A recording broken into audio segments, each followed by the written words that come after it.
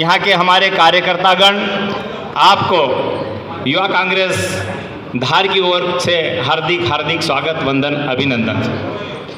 साथियों, सब जानते हैं कि सरकार बहुत अच्छी चल रही थी। देश विदेश में कमलनाथ जी का नाम चलने लगा था।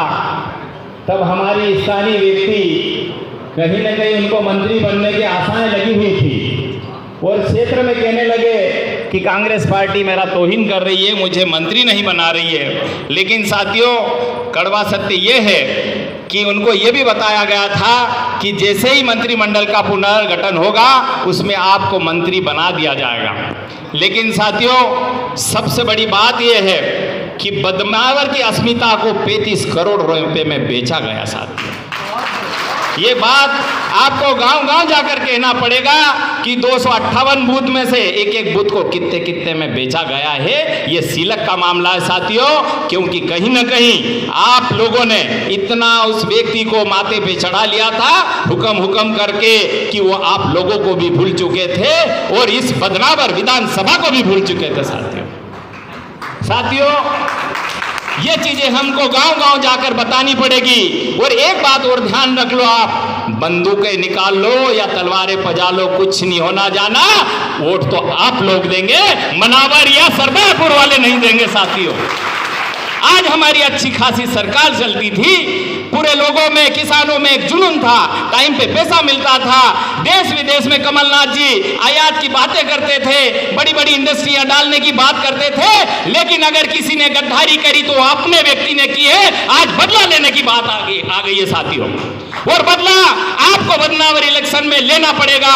जब भी जाके हिंदुस्तान में ये बात का मैसेज जाएगा कि जिस व्यक्तियों ने कांग्रेस के साथ गद्दारी की है वो आदमी कभी भी फल फूलित नहीं हो सकता है। एक चीज को ध्यान रखना, आज भी एक बात आ रही है उभर के कि राजवर्धन जी के सामने कोई भी कैंडिडेट नहीं टिक पाएगा।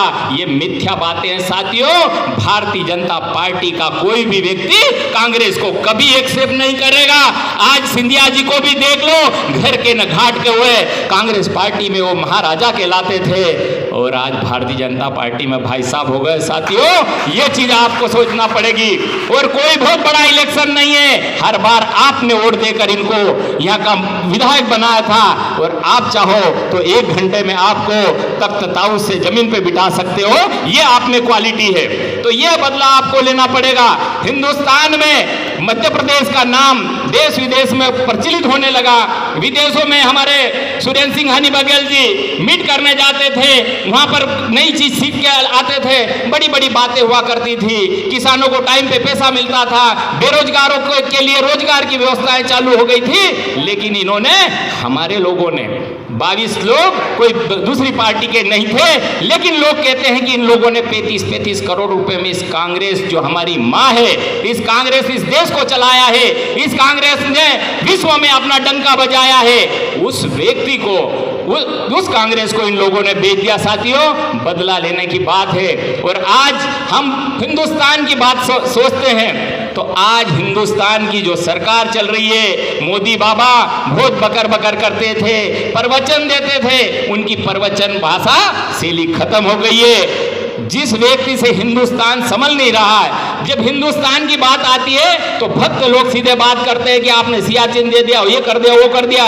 लेकिन मोदी जी, आप तो हमारे सैनिकों को मरवा रहे हैं और आप घर में बैठे बैठे मास्क बांधकर तमाशा देख रहे हैं। तो साथियों, ये मोदी वही है कि 370 एनआरसी सीएए में जहां अमित शाह का वर्चस्व अच्छा दिखने लगा, तो इस मोदी ने उस अमित शाह को लूप लाइन में डाल दिया और उसको भी समझा दिया कि देख भाई, तू ज्यादा तेज चलेगा तो तेरे को भी मैं जेल में डाल दूंगा।